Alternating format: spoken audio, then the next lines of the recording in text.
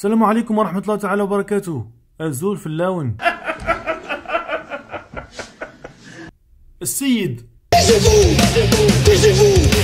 يقول لكم ما نحضرش المباريات إلا وأنا متخفي أنا والفريق نتاعي، ويقول لكم أيضا ما نديرش معاكم أنتم الصحافة العار، الصحافة اللي دافعت عليه. ولا واحد الآن عنده الحق من الصحافة يخرج يقول لنا أنني ضد ماجر. معزوزي أحكم هضرتك ليك، فهمت؟ أحكم هضرتك ليك، انتقادك درك أحكمه ليك.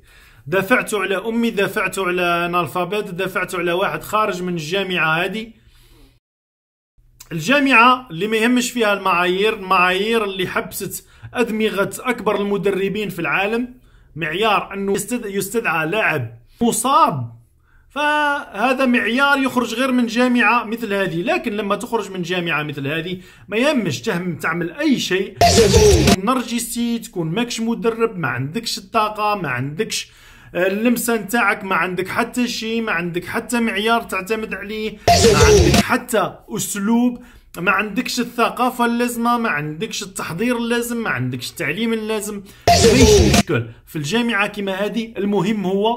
المهم أنه هو الذي أعد هذه القائمة. المهم هو برك أنه واحد ما يتصرف فيك، يعني حتى اللي تستشيرهم ما كانش.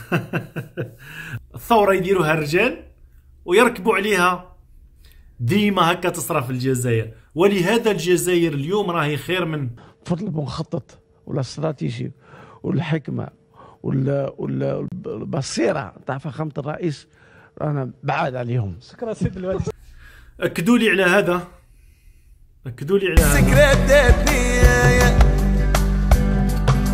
يا ديتني روجتني وزوجها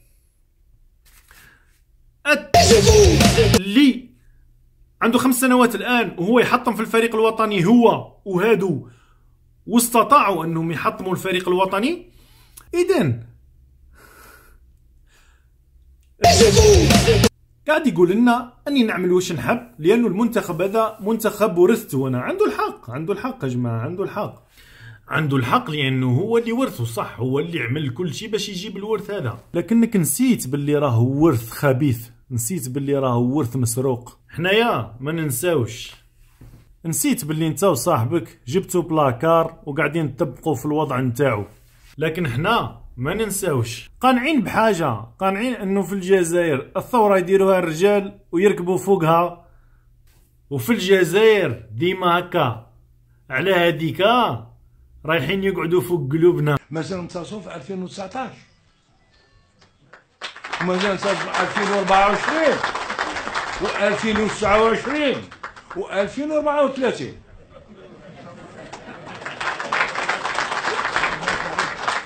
في 34 يكون عندي قرن في عمري ان شاء الله، ما دامنا مدايرين هكذايا. اذا ما اهناش الكاس العالم وما شاركش في تاهيلنا لكاس العالم، ما عمل حتى شيء. ربح افريقيا الوسطى، صح، ربح افريقيا الوسطى، دار مباراة ودية راح لتونس لعبها ويكلو، صح، كاينه منها.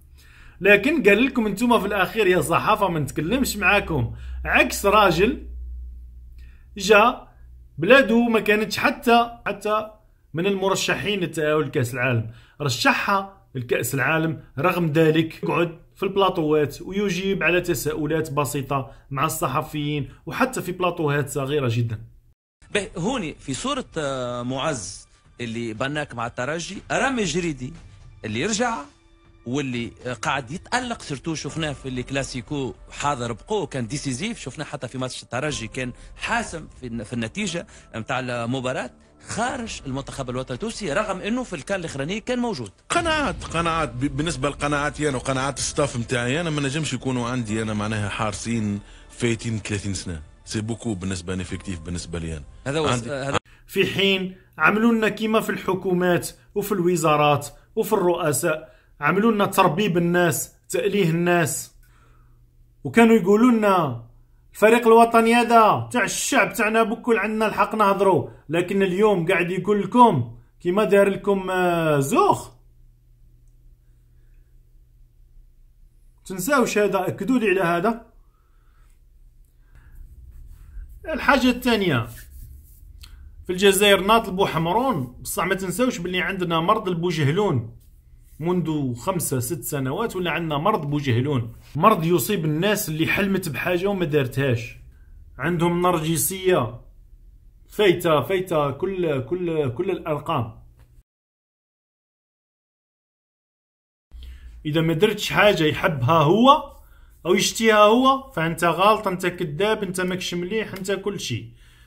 وهذا المرض البوجهلون خلقوا الإنسان اللي تعرفوه كلكم، لكن اليوم ولينا نبعثوه للآخرين. سمعوا هذه التصريحات تاع مصاب بالبوجهلون. Travail. Non, sincèrement, c'est pas. Il était très bon. La preuve, j'en suis le bon truc, c'est que je pense qu'on avait à peu près à son âge le même niveau technique. Je te promets. Je pense que tu en parleras peut-être un jour s'il vient ici, mais sans vouloir faire le faux modeste ou quoi. Mais je pense qu'on avait des ressemblances techniques au niveau du potentiel et du talent. Sauf que lui, là.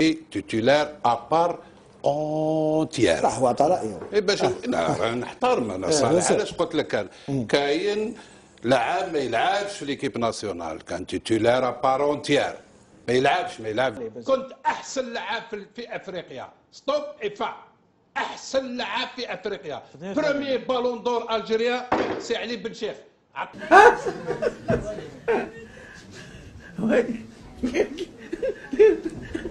قريتوها ولا ما قريتوهاش؟ ليش؟ كلا على الإطلاق. Why؟ You should ask the coach. اسألوا مدربهم. شيء غريب عندهم حارس بهذا الشكل ولا يتصلون به إلى الآن. شيء غريب عندهم حارس بهذا الشكل ولا يتصلون به إلى الآن. شيء غريب عندهم حارس بهذا الشكل ولا يتصلون به إلى الآن. إذا بعد ما صدرنا البترول وخلص البترول أصبحنا نصدروا في الطاعون. سلام عليكم. ونستاهلوا احنا اللي رديناهم يديروا علينا هكا. ويطول البقاء في المسؤولية، لأنني سمعت باللي جو سوي سور لا تراب.